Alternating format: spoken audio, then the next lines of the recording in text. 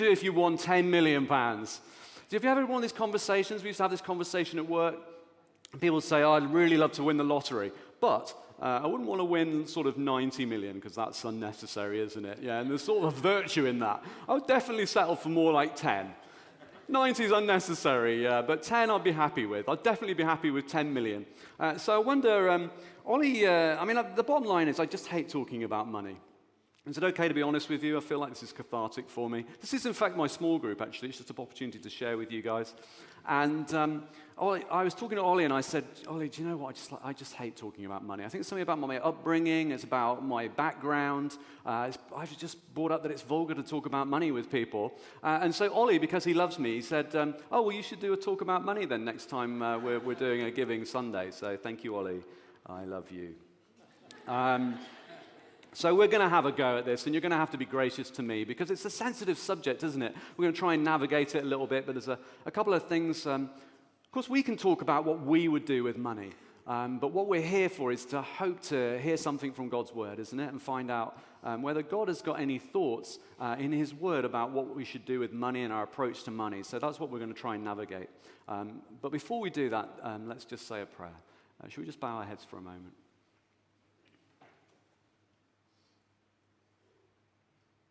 Holy Spirit, thank you that you are here.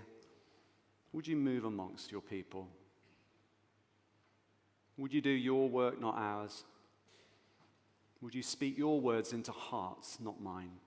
May my words nevertheless be honorable to you and bring glory to your name, Jesus. Amen. So a couple of simple thoughts about money. The first is beware money. Beware money. I think it's going to come up on the screen. Jesus says to his disciples, you cannot serve God and mammon is like a Syrian god of money, and they use this term a lot to describe a lust for money, a passion for money. And Jesus says you cannot serve God and mammon. It's interesting that he says serve God as well. We're a bit uncomfortable with serving God. We want to sort of be friends with God or loved by God, but God obviously wants us to serve him, and he says, well, you can't have it both ways. See, the thing about mammon, thing about money and a lust for money is that it has a spiritual power. This is the first point. Money has a spiritual power. That means that it's not like morally neutral, like bread. Bread is morally neutral. What I mean by that is that you can eat bread and that's all good, or you can hit someone over the head with a baguette. You can do something good with bread or not with bread, and it's not the bread's fault. If you're beating people with a baguette, it's your fault. It's not the bread's fault. But something different happens with money. Money's an unusual thing because it has a power all of its own. Money has the ability to change your heart, to change your relationship to itself, and an impact on how you'll then behave and relate to other people. Money has this weird thing where in some ways it can act like a deity in itself, and this is why it can become an idol for us. Because money gives us power, because money gives us freedom. It can give us a sense of stability. It starts to have a controlling power over us. Now, the two greatest commandments that Jesus talks about is love the Lord your God with all your heart, strength, soul, and mind. But if you're loving him with all of your heart, strength, soul, and mind, you can't be doing that with money at the same time. And so Jesus is saying, which one has got your affection? The second greatest commandment is love your neighbor as yourself. And if you're worrying about money and trying to resource more money and gain money from people and sell stuff and buy stuff and cheat people out of money and defraud people and try and get as much as you can to make yourself stable, you're not loving your neighbor. Because we're called to look to the neighbor and see how they're getting on with money. I don't know how many of you, this morning, very few actually, but I'm hoping that there's at least one person here who's been watching a bit of Bear Grylls, because I absolutely love Bear. Anybody a fan of Bear Grylls? It's literally just me and one guy at the back. Oh, there's a few. There's confidence is building. Come on, it's okay. I'm not going to ridicule you. I love Bear Grylls. He used to be the face of Alpha. He's just a fantastic Christian guy and an explorer, and I like to see his shows. And he used to have a series of shows called The Island, and I don't know if you've ever seen this. It's a good show. And basically, it's a reality TV show. And they get sort of 12 contestants, and they take them to a desert island, and they've got to learn to survive, and they've got to work together as a team, and there's literally nothing there for them. They've got to sort of find water. There's like puddles, and then they've got to boil water to make it okay to drink, and they've got to find their own food, whether they can catch a bird or a fish or a manta ray. It's not great for vegetarians, actually. There's quite a lot of bloodthirsty eating and stuff. And they've got to prepare it themselves, and they've got to sort of just knit together. And the idea is, can they survive for 5 weeks? So this has gone for ages, and there's something, I don't know about you, but there's something very comforting about sitting in your lounge on an evening and watching people suffer on an island. So that's how I spend my time. Anyway, it had a new iteration. That's Ollie's word. It only just has happened. It sort of finished on Channel 4 a few weeks ago. Did anybody watch Treasure Island with Bear Grylls? Let's have a quick show of hands. Treasure Island, not a single one. Yet a couple. Great guys. I'll speak later. We've got a bond already. It's beautiful. Okay, for those of you that have got more things to do, I'll tell you a little bit about it. I'm going to just describe it in great length now, and we'll go through this. I think there was about 12 episodes. I'll take you through them. There's no need to worry about the fact that you haven't seen it. So what they thought they'd do is they'd change it. They still get the 12 people for 5 weeks, but now they're going to take a helicopter, and every now and then the helicopter's going to fly over the island, and they're going to drop a crate, and this crate's going to have certain sums of money in it. And if they see this and find it, they can open the crate and get the money. And this will have values from like £10,000 to £30,000, and it's quite an exciting thing. Up to, the whole time while they're staying there, they're going to get £100,000. And basically the idea is that anything you find, you can have, providing you survive the 5 weeks. You survive the 5 weeks, you can take that money away with you. Now, it's a huge challenge for people to survive on the island, so they have to work together. So when this team came together, they were like, yeah, we're going to work really well together, and we're going to get this money, and we'll share it, and it's going to be a beautiful thing.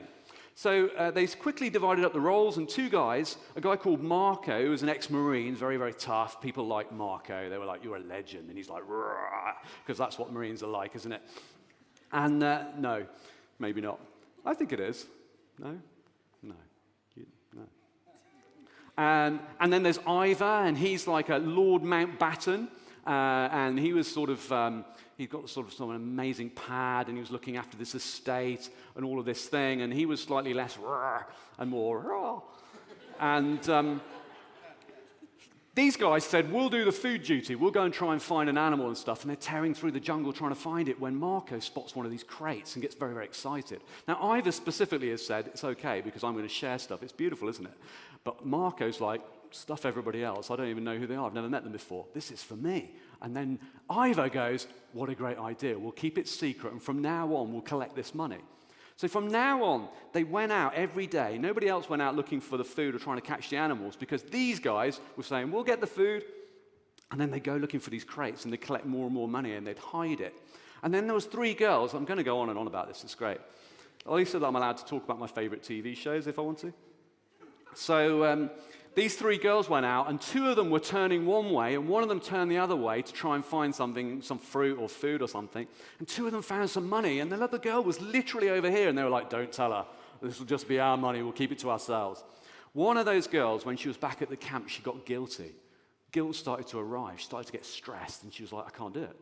I can't do it because these guys are being nice, and they're all helping, and I can't. So she said, I'm going to confess.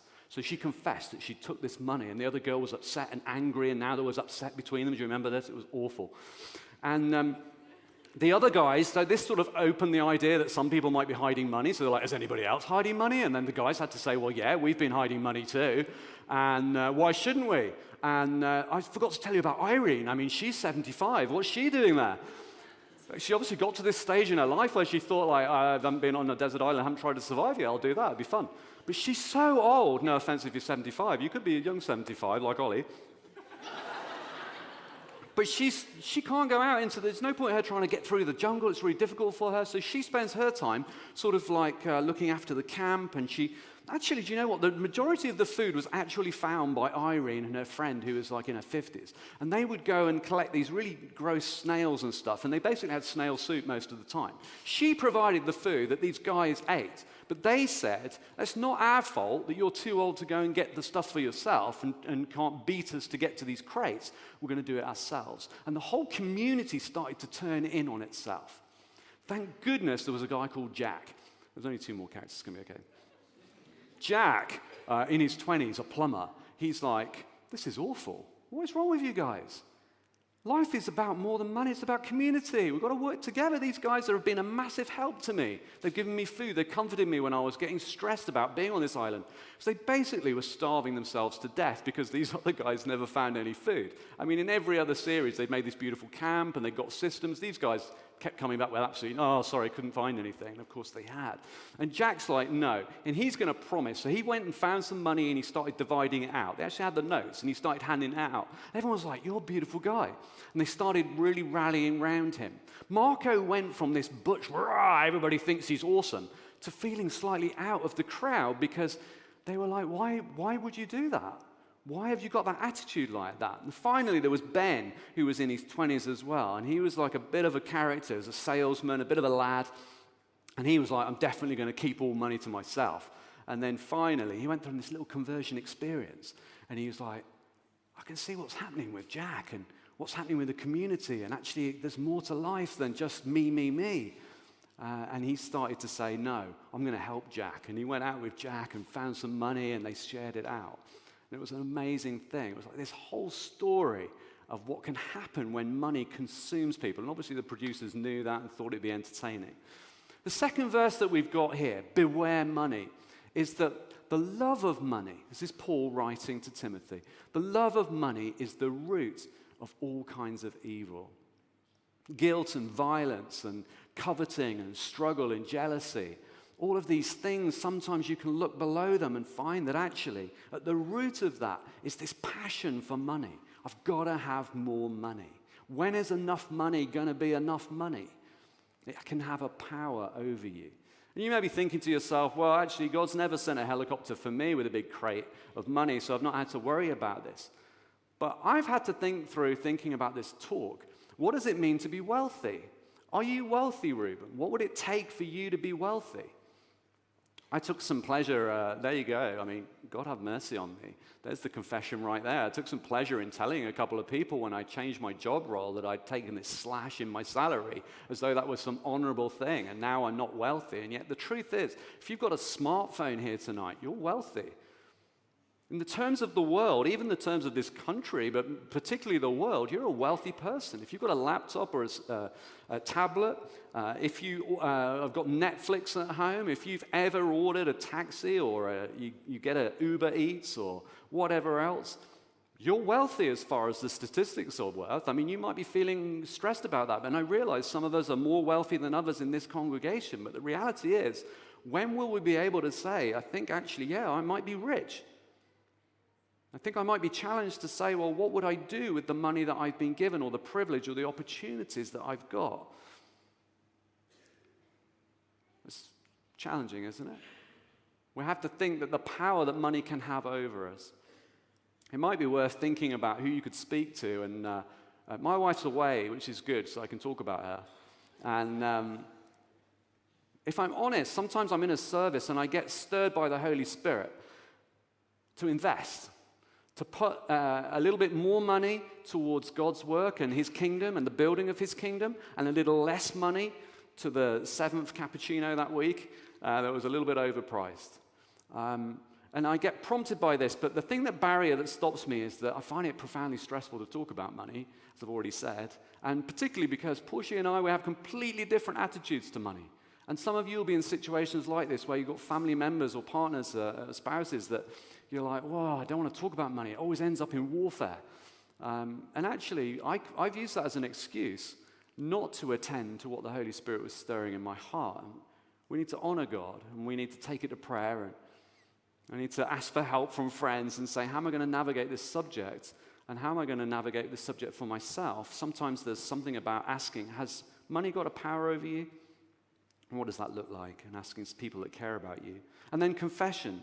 Lord, I'm sorry, I think I've let money take a control over me such that it's destroyed or impacted on my effectiveness for you or my relationships with other people. And then thinking about generosity and what giving might look like in the back of that. So the first thing is beware money. It's not as benign as a bread baguette. The second thing is hooray money. It's not all bad, is it? It's been well said that you don't solve poverty by becoming poor. You don't help someone who's poor by becoming poor yourself. It may be that you've been an incredible steward of your money, and that's why you've got money. It may be that God has just blessed you in a particular way with particular gifts. Maybe you've worked incredibly hard and you've earned this money. And we've got this verse here about Barnabas in the early church. He's one of the guys in the early church. He's actually called Joseph, but they like to rename people. And he was such a huge encouragement. They were like, well, Barnabas means encouragement, so we'll call you that. And he sold a field he owned, thank you, and brought the money and put it at the apostles' feet. Money can be used for the kingdom of God. We can use the blessings that we've got to further the kingdom and further the impact that we want to make on the city for God and for his purposes.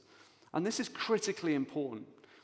I found myself at like a new wine conference, and they were talking about what you could do, what difference you could make in the world if people were willing to give something of their earnings to people, to this project.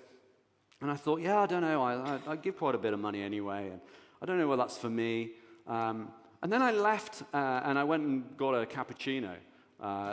As you can tell, I'm faintly obsessed with cappuccinos, but I went and got a cappuccino, and they were like, oh, that's £3 something. And I was like, oh, that's quite expensive. And then I didn't give it another thought, and I just paid for it anyway. And it was only afterwards that I thought, wow, I'm really mixed in my emotions about how I handle my own money.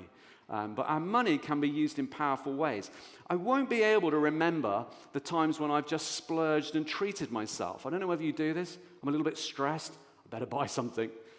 I'm a little bit happy. Time to buy something. I'm sort of in the middle. Should I buy something? Maybe I will. It's Tuesday. I'll buy something. That'll make me feel good. I like you. I should buy you something. And presumably, you'll buy me something straight back. Just putting that out there in case you were wondering.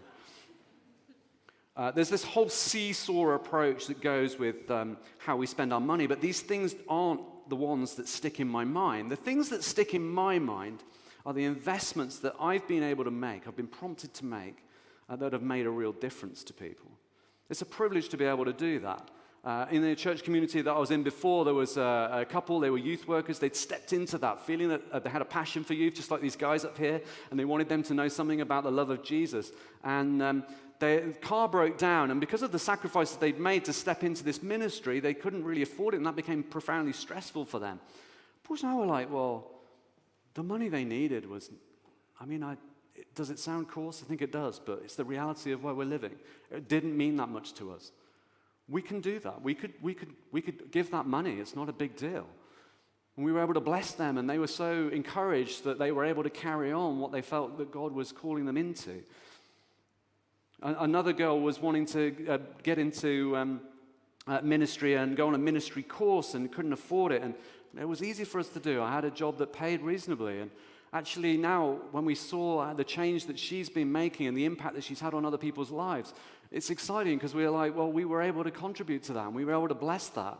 We loved her. We could see Jesus all over her. Whenever she said, we had family prayers there where you sort of, different people, we may bring this in. Every single person gets to pray one prayer at the, no, let's not do it. I prefer this like collective, we're all together. Don't worry, I'm changing nothing. I'm scared now. Anyway, we would hear her pray, and her faith was so alive, and it was such a privilege to be able to invest into that. I don't know if you know about the Dalit Support UK. So have you heard of the Dalits? It's like the lowest, hand up if you've heard the Dalits. Is it just literally, oh, come on, good. So good. So the Dalits are like the lowest caste in India. They're hugely oppressed people. And young girls from the age of 5 can be dedicated to a goddess. They become a yogini and ultimately become temple prostitutes. It's absolutely shocking. That's happening in the world even now, in the world that we celebrate as civilized. And this is something that you can actually, your money can make a difference for. You can actually turn stuff around by investing in these sorts of things. It's been our privilege to be a part of this family and to invest in St. Matt's. We give what's called a tithe, a traditional tithe. And we can discuss the pros and cons of that. There's different theologies, although heads up, if you want to have a discussion, you're thinking, yeah, I know there's different approaches to that, and you're feeling relieved. And by the way, tithing is traditionally giving 10%, the first 10% of your income to the work of God. And we can sort of discuss, there are different theological positions on that, but don't get too comfortable, because the foremost position that tithing is no longer relevant is that Jesus actually asked for all of you, not 10%. So some of us might be better just sticking with the tithing 10% thing, I think probably. You'll notice that it says the first fruits. We're not to insult God with what's left over when we've bought everything that suits us. We're supposed to give him the first because he's given to us. I heard this someone say, the question is not how much of my money should I give to God? The question is, how much of God's money should I keep for myself? We need to get a different perspective on what it means that we hold these treasures. Jesus says, don't build treasures on earth, build it in heaven. And we wonder, well, what is this treasure in heaven? Well, there's people in heaven, and we invest in people here. We'll see that treasure in heaven. It's my privilege to, almost every week, we have the privilege of seeing people raise their hands. We're not looking, are we? Hopefully no one's looking at that point when we close our eyes and someone lifts their hand and says, I want to start life with Jesus. But almost every week, people in this community will raise a hand and say, I'm ready. Isn't it exciting that we're in a community that does that? Well, I feel privileged because I feel like that's something that I've invested in. That's something that we've contributed to. People like the lights that we've got here. It's easy to invite people. I don't know how many people you've invited, but this is a church that likes to invite. In our survey, people had invited between 1 and 4 people in 1 year. It's amazing. Other churches, they might invite someone once a decade. People like the lights, they like the music, they like the coffee that we've got, they like the donuts, the stuff that we've got at the back. And I take some pleasure in that, because I say, actually, that's part of my family. I've contributed to that. When people have been away from church and their faith has gone dry, or they've been hurt by other churches, and they start coming back in here, and their faith comes alive, and they're making a difference for Jesus in their communities, in their workplaces, in their neighborhoods, I take some pleasure in that, because I say, this is what we're investing in together. This church supports compassion, and I'd heard about compassion fleetingly before. But they pushed compassion here, and if I'm honest, and unfortunately I have spotted Mark, and I love you, Mark, but I'm having a real honesty thing here. I hope this won't become a feature, otherwise you'll find out too much about me. But the reality is that I'd heard about compassion in the past, and I thought, well, this is compassion is sponsoring children throughout the world who are in destitute situations. And I thought, really? Is my money really going to make that much of a difference? I'm really looking to do something exciting with my money, something powerful, something that's going to be world-changing. So I'm going to keep my money for the moment and do absolutely nothing with it. And actually coming here and hearing more about compassion and hearing some of the testimonies from people whose lives had been changed by sponsorship really started to spoke to us. And I thought, what does it mean to be a part of this community that says we are passionate about this organization, Compassion? So we sponsored a child, because actually it really didn't take that much to reorganize some of our priorities to be able to do that. And now, unbeknownst to me, we're on this journey of connecting with this little boy called Delali and bringing hope and a future to him. We're just playing a tiny part. The organization's doing the rest. But it does matter, Reuben.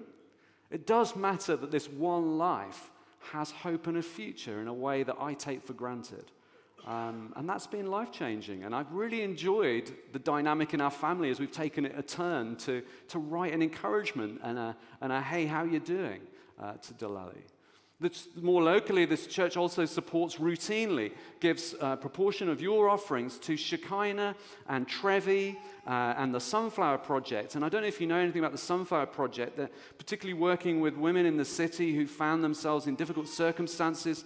It's profoundly important work. It's one of the only places in the entire country that does this work. And Laura Fraser-Cruz, who comes to this community, she's high up in this organization. And if you've ever met her, she's a very passionate, gifted lady. And I had to ask myself, what would someone like that be able to do with my money? If your gift is in some other form, some other avenue of work, but actually someone else's gift is unbelievable in ministry and making a difference in the city, and you're like, I want to see more of your kingdom come, we can work together and see a difference and see a change. We're in different categories here, aren't we? Some of you are regular givers already, and we thank you. And it may be that you're actually being stirred to think of, What would a one-off gift, what difference might that make to this community? We did a survey, and actually quite a lot of you hate our toilets, sorry. But it's true, a lot of you had a real moan about the loos. Actually, rather than the bubbling costs of this community, with a one-off gift, with a one-off push, we can make an early change on that. Others of you are bothered about the sound that's going on in the youth room and the upper hall, and it's quite loud, and it's quite difficult. There's so many kids there, and we're like, we're celebrating that. We've got more kids in our church community engaging with the story of Jesus and the life change that he brings than pretty much any other church in I'm going to say the world. No, I'm going to say Devon. I'm not sure. I was looking at you. You weren't helping me. I just went world. I went ridiculous. Sorry. But anyway, we're really pleased about what God's doing here. But a one-off gift, a big push from us, we could make a quick difference so that they have a better and more useful space. There's other things that we can be doing. Some of you haven't yet engaged in regular giving, and all I would encourage you to do is to start now, thinking about what that might mean, whether it's here, whether it's also in terms of Christian charities in a broader scale. All I'd say to you from my own experience is don't wait until you're earning enough, because you never will. Jesus says it's a matter of the heart. It's not a matter of your purse. Martin Luther said there's 3 conversions that need to happen. Your head, your heart, and your purse. It's funny, isn't it? All those hundreds of years ago, and they still had the same problems. Maybe Jesus' words still apply today. Guys, we can take this city. One of the reasons I was excited to come and work with you guys in the church here and have the privilege of learning under Ollie was the fact that you guys weren't going, yay, we're here. You guys were like, yay, this is where we're going. We're going somewhere. We've not arrived. The expectation that God is still alive and is going to do something amazing. And if we all play our part, we're going to see more and more and more of his kingdom. And that's worth it, I think. Shall we